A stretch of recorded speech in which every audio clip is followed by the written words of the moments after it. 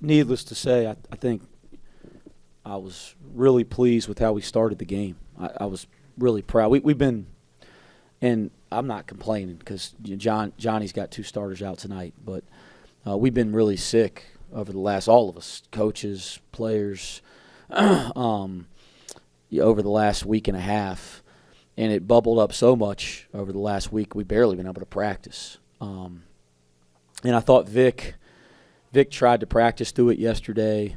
He went through shoot around today, and he tried to give it a go. He just couldn't do it, and I was really proud of him for just trying. That meant a lot to me that he even tried, because he's pretty down and out with whatever illness is going around the team. So, sorry, I lost train of thought there for a second. But we came out and I thought played great. We subbed. And I'm not blaming it on the substitutions, but we played really poorly from there on out in the first half. I was really disappointed in our transition defense and communication.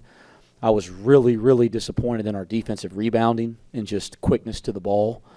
And, offensively, we started doing the thing we're trying to take on 6'11", 7-footers that are like turnovers. So I was disappointed in a lot of that kind of stuff. But obviously I'm proud of the way we came out and battled in the second half. And they were different because they're down 2 starters, so lineups were a little different than what we prepared for. And I thought, we kind of found the right combinations. I thought John Newman was an absolute warrior, guys. I thought he was a warrior. That'll be a game when I tell stories about John Newman years and years from now, which I will. That'll be one of the games that I'll talk about. And I could not be more proud of Odi Oguama. I mean, all he's done is just he hadn't been playing in the games. At one point he was starting, and all he's done is just come in the gym every day, have a great attitude, and keep working. And I thought his minutes and ability to kind of match up when they went small with Seal at the 5 were really important to us having success tonight. How much does this, watching John, knowing John since he was, a young teenager and seeing him go through everything that he went through and now having the success he's having as a 6-year guy that stuck it out as a coach is why you do it when you see him do what he's done so far this year? Absolutely. I mean, I got into coaching, or I really fell in love with coaching, the competitiveness for sure, and the high stakes. In some crazy way, I like that. But the part that I've really come to love is the relationship with the kids. And like you said, I've known John since he was in 7th grade. Known his family, know his friends. I mean, I know John really, really well for most of his life. And so just kind of see everything he's been through and what he's doing for our program now, it is neat. But we'll do all the reflecting when the season's over. We got a lot of basketball left to play. But, yeah, that is one of the neat parts of coaching. Coach Dawkins commented on Dan Skillings just saying that the natural progression is what this game used to be about, and that's what he's seen with Dan. Does it seem like game in and game out he's getting better before your eyes? I'm glad Johnny said that. Guys, I think the world of Johnny Dawkins. I think he's a terrific coach and a terrific human being. And he's a Duke guy, right? I mean, gosh, that takes a lot for me to say that. But he was an assistant at Duke when I was playing. I think the world of him. I just think he's a terrific guy. But I love that comment because we live in this now era, and give Dan credit and give the people around Dan credit. He's got the right mentality. He hasn't ever expected anything. He comes into work every day. When it hasn't gone his way, he doesn't have people around him trying to pull him out of Cincinnati. And I think you're seeing that natural progression that we all need in anything when you're trying to become good. It's a process, and he's still in the middle of the process. Like I think if there's one thing I could say about Daniel is he's playing better and better, and he's having success. I don't think he's even scratching the surface. He's got so much better basketball in him than we're even seeing, but I am proud of the way he's starting to develop.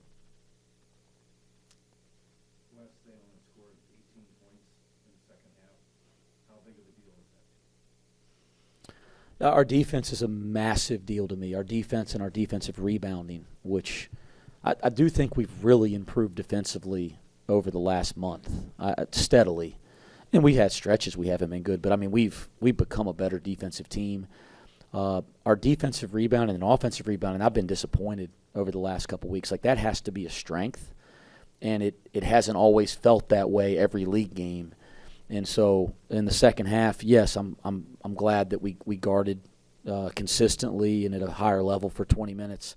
But I was even more pleased that when we got them to miss, that we really, especially with the small lineup. Like, we rebounded the ball with the small lineup, which takes gang rebounding and everybody doing their job a little better. And, Vic, Aziz, Jamil, Odie, those guys are great rebounders. And Dan's a really good natural rebounder. But when you play small, it's not quite the same. And I thought our guys did a really nice job pursuing the ball in those small lineups. Wes, you guys held Marcellus Avery to 3 second-half points. What were the adjustments that you made on him defensively? I don't think we made a ton of defensive adjustments. Again, guys, I think if you look at the first half, in the half court, we were pretty good. Okay, I mean, we came out. I thought we were great to start the game, but we were pretty good in our half court defense. They made a couple really tough shots early over the top after we got out to a lead. We were terrible in transition. Okay, and some of that's bad decisions, but we were terrible in transition, and we were terrible on the defensive board. And then Aziz gives up 9 points trying to get out there on the perimeter, which he can do. We just got to work at it a little bit more. He's going to be capable of guarding anybody. But he gets up 3 threes. I think Avery got 1. I think he fouls Sela. Maybe Avery got 2, but he gives up 9 points, 2 threes, and 1 foul and a 3-point shooter. So if you take out transition, you take out the offensive boards, and you take out those 9 points when Aziz was cross-matched, I mean, our defense in the half court wasn't the problem. And so I think in the second half, we didn't give up the transition baskets. We had better matchups out there. I thought we did a better job of figuring out the right combinations. And then I thought we did a better job on the defensive glass. But just kind of the half-court principles of the scouting report didn't change a whole lot. Are you encouraged by your ability to come back in games like this, or are you also aggravated that you haven't had a halftime lead in a while? Scott, that's one of your better questions there. I have no idea. I'm obviously pleased that our guys dug in and found a way to win. I'm pleased with that, right? I think the quality of just digging and figuring it out and finding a way and staying together, that's more important than anything X and O wise. Like, teams that have that are successful. And, we're showing some resilience over the last 2 or 3 weeks. We got to keep growing there. But I'm pleased with that quality.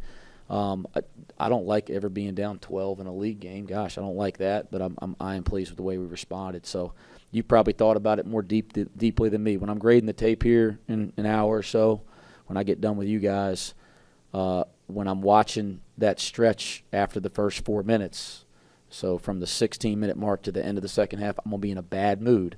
And then when I watch the second half, I'll probably be in a better mood. Coach, you were able to hold Ibrahima Diallo to just 5 minutes tonight before getting him to foul out. John said it kind of was an emphasis there to get him in some foul trouble early. Just talk about how important and key that was for this matchup. Well, I actually thought our ability to get fouled tonight was a factor in the game. And again, they're playing small. They haven't played him at the 5. It's not Diallo. I'm sorry. I was thinking of Sela.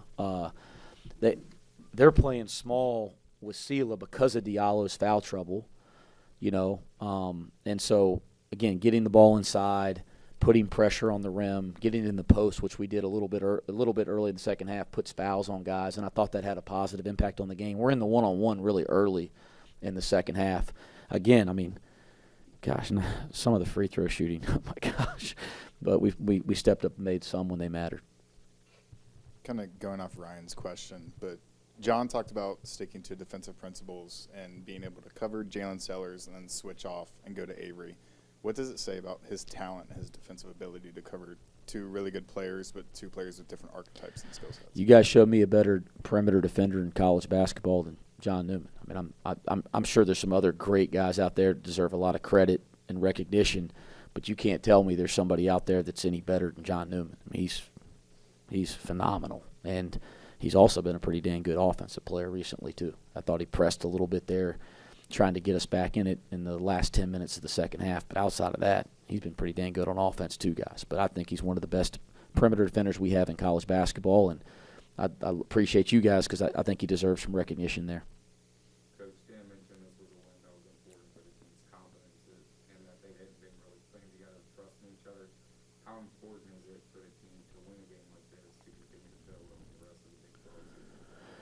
Well, I just think that it's every night in this league. It's every single night, and you got to find ways to win games. And you can't be looking ahead. You can't be looking backwards. You got to find ways. And certainly we're disappointed about the last two results. And you can't dwell on that. But they're young people, guys. They're going to dwell. It's human nature. So to figure out a way to get a win tonight, I think is good for this group. And as I told them in the locker room, I want them to be happy about the win and enjoy the win for a couple hours. But we can't celebrate the win because we got another big one coming. I didn't even know who the heck we had next. That's how this league is. It's going to be somebody dang good and a tough place to play, which is the truth with West Virginia. But we can't celebrate now, because we got to get ready for the next one. And that's, I think the teams in this league that are going to have success at the end of the year are just going to take it one day at a time. Coach, you guys are one of the better three-point shooting teams in the country by percentage entering conference play, and you're below 30% in conference play, 3 of 14 tonight. Has there been any glaring issue on film, or is it just some of those open shots are not going down and it's hurting the percentage? Well, I think it's a number of things. First off, C.J. Frederick's a pretty dang good three-point shooter. And he's played as much basketball over the last month as I have. Okay, so that's going to impact you when your best three-point shooter and your best three-point threat and your honestly best offensive player isn't on the court. That's going to change things for the team a little bit. The second thing is, coming in tonight, Central Florida is the 6th-ranked defense in defensive efficiency in America, and they're only 3rd in the Big 12. I mean, that's pretty funny if you think about it. They're 6th in the whole country, but they're only 3rd in the Big 12. So you're also playing against some great defensive teams, and it's the level of competition is just different. So that's going to have some impact. And then the last thing is we're missing some good shots and shots that, I think we can expect to make over time. And we've just had some of that. Guys, our best basketball, this team's best basketball has a chance to be moving forward. Well, I don't think we've scratched the surface of what we're capable of. We haven't been healthy yet. We haven't got to work consistently in practice with the way that we're trying to play from a lineup perspective. We've been kind of just surviving here for a long time. I think as we start figuring out how to get healthy and get more time together, we'll start playing better. I think our best basketball has a chance to be way ahead of us moving forward. Dan, is there any extra pressure on that birthday game? Like, everybody expects, they're singing happy birthday to you in the crowd. Everybody expects you to have a big night. Nah, I just reacted like it was going to be a regular game for us and a regular get back in the winning column, and I just played normally. I didn't let the birthday get ahead of me and worrying about before the game and after the game. I took it like it was a regular game. John, you played really good defense on Sellers early for most of the first half, and he still kept hitting tough shots. How do you stick with it and not let that kind of impact your effort? Yeah, kind of like I said a couple of games ago, like it's going to be, times where guys hit tough shots on me, but my job is to make it as tough as possible. And, I believe that's what I was doing. But, good players are going to hit tough shots. That's why he averages like 17 or something like that. So, he's a good player in this league, and that's going to happen sometimes, but just continue to make it tough and, try to have the next play mindset. Kind of going off of that, Avery had a big first half, and in the second half it looked like you were switching off Sellers and Avery every now and then. How tough is that, and was there kind of a shift you had to make between guarding those two, or was it just the same plan? He's a dog. I try to be. Really, it's just like, for one, you got to know your personnel, like before the game. That's Coach West, he really emphasizes making sure that we know each guy that we may be guarding. So it has its challenges, like size differences and stuff like that. But for the most part, I know what I'm like. I know who I'm guarding. I know who I'm playing against. So it's kind of just, all about sticking to my principles and what I know about them. John, you guys were out-rebounded in the first half, but really owned the paint in the second half, out-rebounding them 23-12. Was there an emphasis by Wes leading into the second half to kind of get to the paint and start rebounding better? Yeah, definitely. And that's I think that's something I said at halftime too. It's just like starts on the boards, man, because the boards are a way to set a tone, really. And they were doing that in the first half. I believe that we were the nail, they were the hammer, and so we just kind of like at halftime regroup. We know what we got to do, and so I think that was the result. Second half, crashing the boards. We're capable. It's all about us deciding to do it every single play. You guys get Diallo to only play 5 minutes, fouls out in that time. Was that part of the game plan to attack him, get him in foul trouble, and kind of take away his defensive impact throughout the 40 minutes? What you say? Who did? Who? Ibrahim Diallo. Oh, their Diallo. Their big man. Shit, what you think? Can you repeat the question? Was there an emphasis to kind of attack him and get him in foul trouble to take him out of the game? Yeah. When we were doing scout on him, we just knew to attack him because he wasn't reacting as well in the first half. So we just kept pressuring that, and then we just kept playing as a team. Wasn't really focusing on one thing at a time. So we just attacked everybody and played together, and knew we had to get to the offensive boards. They was kicking us on offensive boards, punking us really, and we knew what we had to do. We wasn't gonna let that happen at home. Hey, Dan, I've got to ask you the question about the drive to the paint, where you go behind your back and it winds up in John's hands for the layup. That was a pretty big play in the game in that 9-0 spurt. Yeah. Can you take us through that play? I'll tell you exactly, Phil. Yeah, it didn't just end up in his hands. So I was driving. I wanted to do the hop step and try to lay it up, but it wasn't there. So like I went behind the back on purpose. Didn't have nothing. I saw John. I just went like this. That's what happened, and I'm glad he got an and one because that turned me up, man. When he got that and one, that turned me. I was like, go right up, John. When he wasn't going right up, pump faking, he made a good play. Got an and one, had the crowd going. It was all going. It's definitely some truth to that because he makes a lot of weird plays like that. So yeah, it was kind of surprising. But now that I really think about it, I'm really not surprised. You had the great start, and then you were kind of quiet for a while. At some point, did you say, enough of this? It's my birthday. I'm going to get this done. Nah, man. Like I said before, I didn't let the birthday get all ahead of me. I was just playing with my team, man, and letting the shots come to me. I just wasn't trying to force. I'm learning how to play with my team a lot more. I'm learning my game a lot more. The more I force things, the more it goes the other way. So I just try to let everything happen and come to me and not force some things. I forced I think a 3 or 2 and a layup in the second half and around like 11-minute mark, and I just like controlled myself and just let it come to me, and it did. For both of you, can you rate each other's dunks tonight? His was about a 10. Mine was about a 9, 9.5. But mine's almost close to pushing to a 10 because it was the opposite hand. It was a left hand. I was in. That's tough. I gave him the 10. I give him the 9.5. Offhand. Okay, thank John, his was a 10.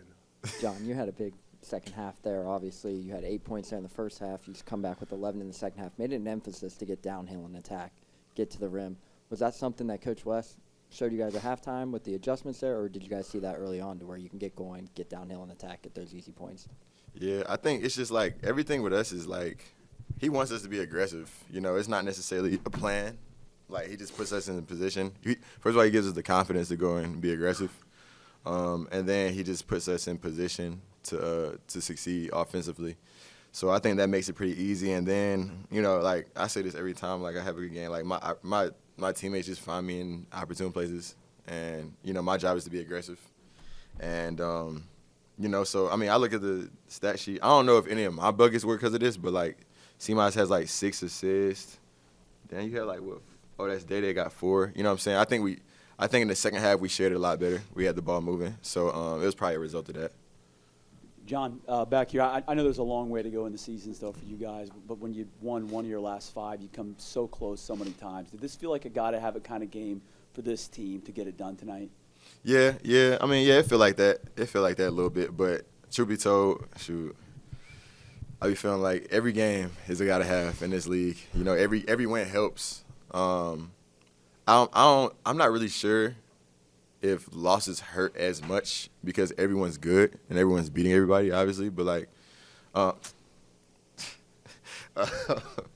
like, yeah, I think you know this was definitely a must win for us. You know, I think just like for our what's the word? Like mojo. You know, I think it was just a must win for our mojo. Yeah, for our swag. But you know, we try to go out and win every game. Every game is like a must win. Dan, same for you. You're kind of commenting there, just like, well, what did this win mean to you? It meant big, man. Had to get our swagger back, like he said, get our confidence back as a team, and we haven't been playing like really like as hard as we can and together as much as we can and believing in each other. So tonight, knowing we were down 12-14 in the first half, and coming back and fighting and end up winning in double digits again after the fact that we were down by double digits is big for us, and that's hard in this league, man. Big 12, man, it's hard in this league, so that's a step forward, and we can't get too high in college and can't get too low. You gotta stay even and keep working. How big was the crowd for you guys, especially in the second half? I know at the end of the first half they let a few boos swing a little bit. I don't know if you guys heard it, but just how big was it just to have their momentum, help the extra momentum with the crowd? So I wanted to say this too, man. Like, I appreciate the fans, bro. I appreciate y'all so much, man. Like, losing the past 2 games and to close games, missing free throws or whatever the case may be, y'all still came out today after 2 losses and was an amazing crowd, man. That was probably one of the loudest I heard it so far this year, and it was just amazing, man. It made us all feel good, and it makes us want to work even harder for y'all, not just our team and our coaches and the university, but just y'all fans. So thank y'all for coming out and turning up today. Couple more. John, you learned Vic's not going to play after he goes through initial warm-ups. When did you guys find that out, and how tough were the adjustments kind of trying to form the offense and the defense, knowing you wouldn't have him? Yeah, we found out pretty soon before the game. Yeah, it wasn't that much that much time before the game. So it was kind of like a shock to me. But, he tried, so, I respect that.